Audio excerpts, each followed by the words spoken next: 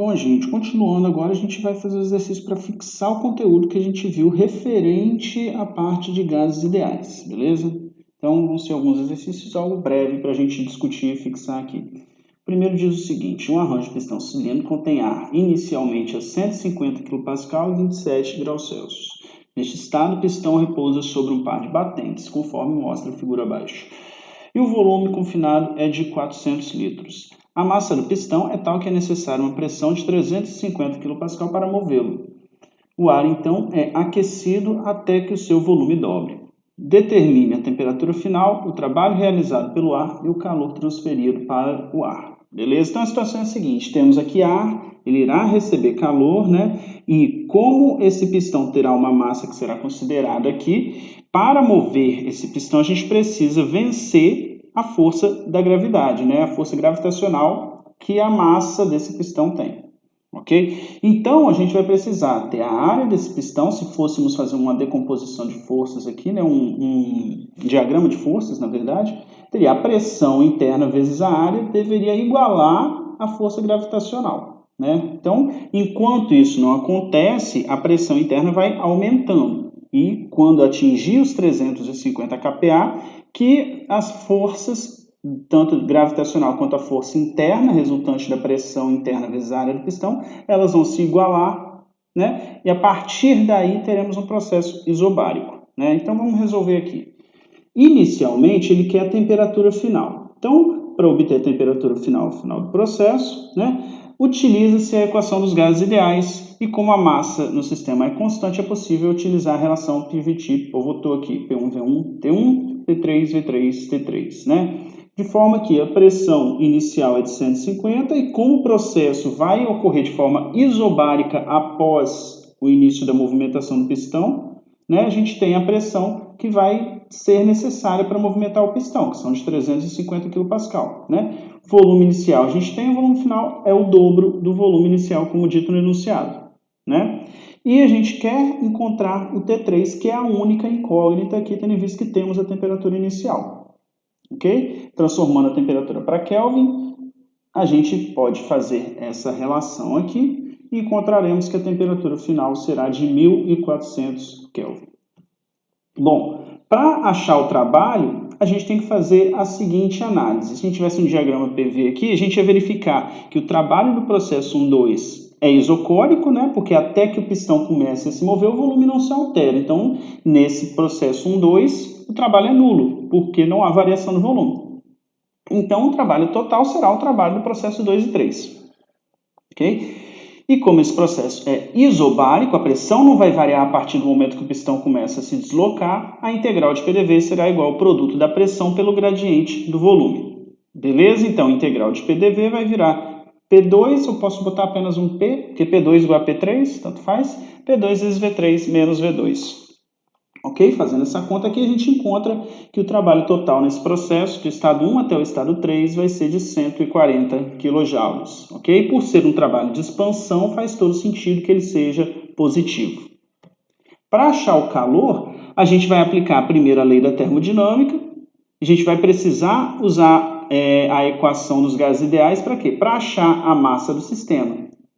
Então, tendo a massa e a gente usando as tabelas termodinâmicas, ou podemos fazer aqui também um produto de, se a gente considerar um calor específico médio, CV, ΔT também, temos várias formas de achar a energia interna, né? Então, para achar a energia interna, a gente vai fazer aqui e vamos ter que aplicar o balanço da primeira lei, né? Variação da energia, calor menos trabalho. Apenas manipulando para isolar o calor fica desse jeito aqui. Para achar a massa, vamos usar aqui a equação de Clapeyron, PV igual a MRT, isolamos a massa aqui e achamos que ela vale 0,697 kg, ok? Aproximadamente 700 gramas, beleza? Então, achamos a massa e para achar energia interna em 3 e 2, a gente pode usar um software também que tenha atrelado a ele as tabelas termodinâmicas, que como a gente viu na aula passada, tem a da temperatura, a gente tem a energia interna. Beleza? Então, a gente tem T1, tem T3, ok? Também podemos fazer pela variação do calor específico, do CV, para variação, da temperatura, usando o CV constante. Também podemos, se a gente tiver alguma equação para o CV nesse range de temperatura também podemos, então são várias formas de achar as propriedades, beleza? Porém, agora encontrando tudo isso, a gente encontra que o calor adicionado é de 767 kJ, tá bom? Bom, seguindo para o próximo, uma massa de 1 kg de oxigênio é aquecida de 20 até 120 graus Celsius. Determine a quantidade de transferência de calor necessária quando isso é realizado durante um processo a volume constante e durante um processo isobárico. Considere que o oxigênio irá se comportar como um gás ideal. Resolva esse problema de duas formas. Primeiramente, sem utilizar os calores específicos, em seguida, usando CP e CV, valores médios. Beleza. Então vamos lá, a gente tem aqui um exemplo claro para explicar de onde vem o CP e o CV, né? Que a gente está fazendo aqui uma adição de calor isocórico, uma adição de calor aqui isobárica para a mesma massa do mesmo elemento no mesmo gradiente de temperatura. Beleza? Então, para calcular o calor em ambas as situações, será necessário realizar um balanço de energia, né? Um balanço de primeira lei. É importante perceber que no primeiro caso, por ser isocórico, não haverá trabalho. E no segundo caso, por ser isobárico, o trabalho poderá ser calculado por P ΔV, né? A gente faz integral de PDV, tira a pressão da integral, vira P ΔV. Então vamos lá, um de cada vez aqui, né? A gente quer achar então as transferências de calor em cada um dos processos. Beleza, então no primeiro processo aqui, aplicando a primeira lei, né? Variação de energia interna, calor menos trabalho. Se ele é isocórico, não há trabalho é zero. Então, o calor será apenas a massa vezes a variação de energia interna. Beleza? Considerando o oxigênio como um gás ideal e tendo temperatura 1 e 2, a gente consegue achar diretamente aqui nas tabelas. Só ir na tabela, pegou 20 graus Celsius, na verdade converta para Kelvin, né? Pega aqui qual que é a energia interna, para 120, qual que é a energia interna. Direto. Beleza? Tendo a massa aqui de 1 kg, a gente já faz aqui direto e encontramos que o calor é de 66,8 kJ. Tá bom? Agora, para um processo isobárico, a gente vai precisar achar duas coisas aqui. A gente vai aplicar a primeira lei, beleza? Aplicando a primeira lei, a gente vai ver que a variação de energia é calor menos o trabalho. Beleza. Só que aqui agora, então, a gente tem trabalho, então a gente precisa achar.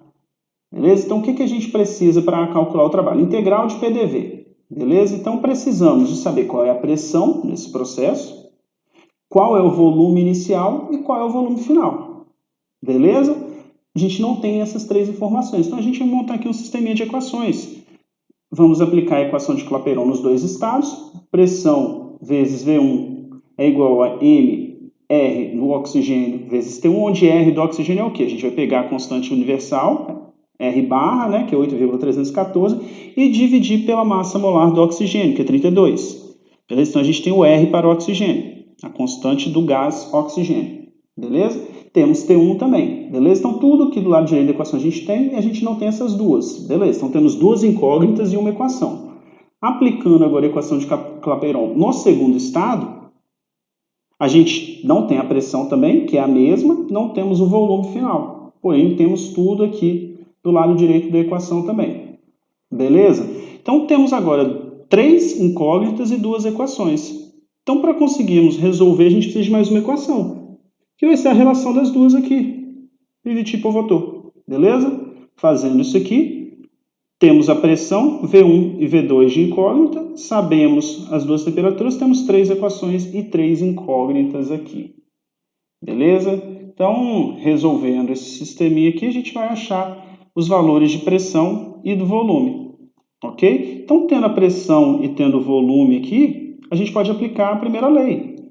Variação de energia interna, calor menos trabalho, isolando o calor aqui, calor é igual M vezes a variação de energia interna, mais o trabalho. O trabalho a gente vai calcular com os valores das propriedades que a gente já encontrou, né? E a energia interna também a gente vai pegar agora os valores tabelados, são os mesmos do item anterior. Por quê? Porque as temperaturas são as mesmas, tá bom? E lembrando, a energia interna é função unicamente da temperatura, podemos pegar a mesma variação de energia interna ali. Beleza? O que vai aumentar o valor do calor vai ser esse trabalho realizado aqui. Beleza? Então, a gente encontra que o valor do calor adicionado é de 92,8 kJ. Ok?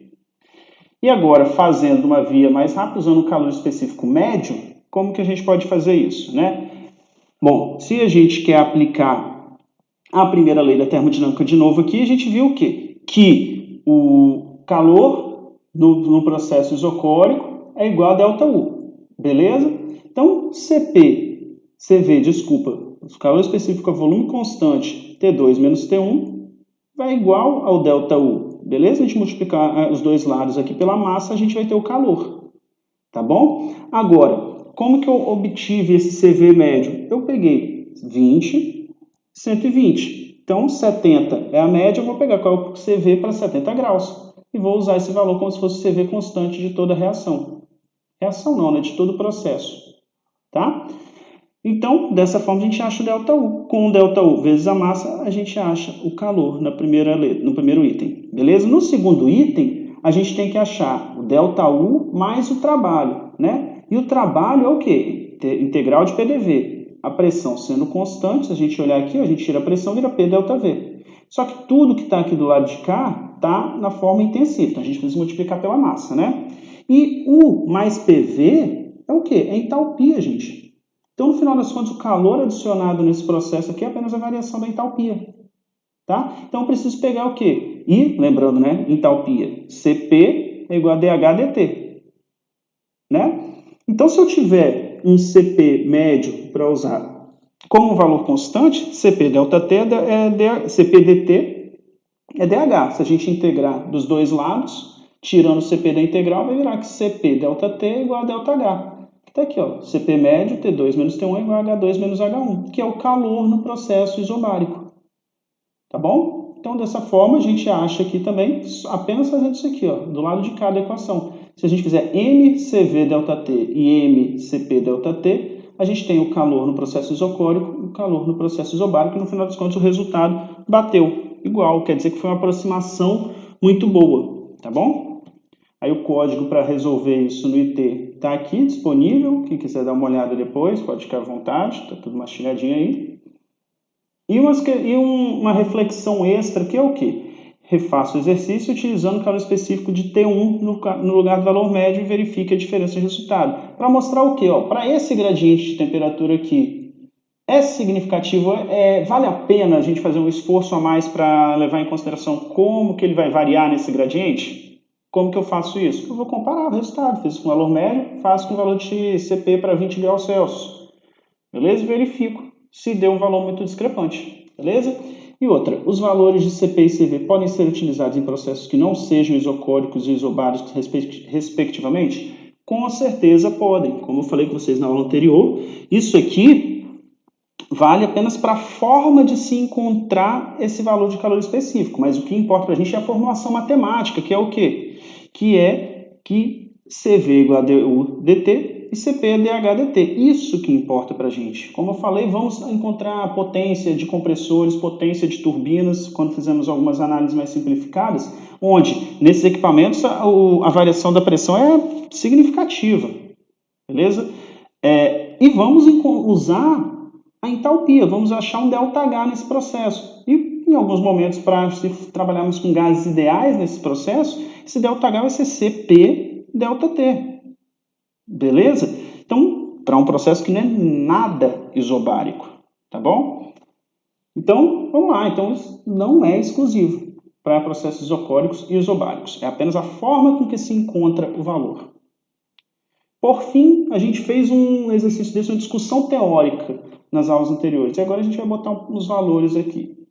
Vamos lá. O quarto de uma estudante possui dimensões de 4 por 6 por 6 metros. Ela liga o ventilador de 150 watts antes de deixar o quarto em um dia de verão, esperando que o mesmo esteja mais fresco quando ela voltar à noite. Considerando que todas as portas e janelas estejam bem fechadas, descartando qualquer transferência de calor pelas paredes e janelas, determine a temperatura da sala quando o estudante voltar 10 horas mais tarde. Use valores de calor específico à temperatura ambiente e considere que a sala está a 100 kPa e 15 graus Celsius quando o estudante sai de manhã. Então a situação é a seguinte, gente, está aqui, ó, recinto fechado, a gente não vai considerar a perda de calor do recinto para o ambiente, liga-se o ventilador, o ar vai circular aqui e a gente vai ver o que acontece com a temperatura desse ar, né? Como não há transferência de calor aqui para o ambiente externo, então calor é igual a zero, então a variação da energia do ar interna aqui do ar, da sala, vai ser igual ao trabalho, beleza? Então olha só, vamos lá. Como que eu vou achar a variação de energia interna? Se eu usar aqui o CV constante para 25 graus Celsius na equação, e olha o seguinte, eu preciso de achar a massa. Para achar a massa, eu vou usar a equação de Clapeyron, onde aqui, se a gente olhar bem, a gente já tem pressão, já tem o volume, temos o R do ar. Como que eu acho? Pegar a constante universal e dividir pela massa molar do ar. Vamos chegar aqui, que valor do R do ar, da constante dos gases da mistura ar, vai ser essa aqui, beleza? E a temperatura inicial a gente tem também, lembrando para usar aqui em Kelvin, tá bom? O que mais falta? A gente precisa achar qual é o valor do trabalho. A gente tem a potência desse ventilador, que é uma taxa de 150 joules por segundo. Se ele ficou ligado por 10 horas, são 36 mil segundos. Então, essa potência vezes esse tempo vai nos dar a energia, o trabalho liberado. Tá bom? Então, se a gente olhar aqui na equação, já temos a massa. Vamos pegar o CV de 25 graus Celsius, da temperatura ambiente, como diz aqui no enunciado. Vamos pegar o T1, que a gente já tem, e a gente pega esse trabalho que a gente calculou aqui também. Só vai faltar o T2. Resolvendo, a gente acha que a temperatura da sala aqui, após 10 horas com o ventilador ligado, ao invés de resfriar a sala estará a quase 60 graus Celsius, né? Então, o que acontece? Na verdade, né, não ia chegar nisso. Por quê? Porque o ambiente externo não deve estar numa temperatura tão alta assim, né? Se aqui está a 15, aqui não deve estar a 50, 60 graus Celsius, para que tenha praticamente o equilíbrio térmico com a temperatura interna. Então aqui, por exemplo, se aqui estivesse a 20, conforme a temperatura interna da sala for passando dos 20 graus, na verdade, isso aqui vai dissipando, né? Porém, aqui é um caso específico, a gente está considerando as paredes isoladas e tal, mas assim, na realidade é muito difícil para falar que não vai acontecer isso. Se a gente tiver um quarto normal, com uma janela aqui e tal, o quarto, se ficar 10 horas com o ventilador ligado, ele não vai realmente chegar nessa temperatura aqui, beleza? Isso aqui então foi para a gente discutir uma questão teórica que a gente discutiu, que a gente conversou umas 2 aulas atrás, para a gente botar uns valores nela, tá bom? Então aqui está a resolução no IT também. Gente, é isso, foram os exercícios de fixação para a parte de gases ideais, e na próxima aula a gente vai expandir a nossa análise de primeira lei da termodinâmica agora para os volumes de controle, que são, lembrando, os sistemas onde há passagem de massa pelas suas fronteiras, ok? Bom, é isso, valeu, gente!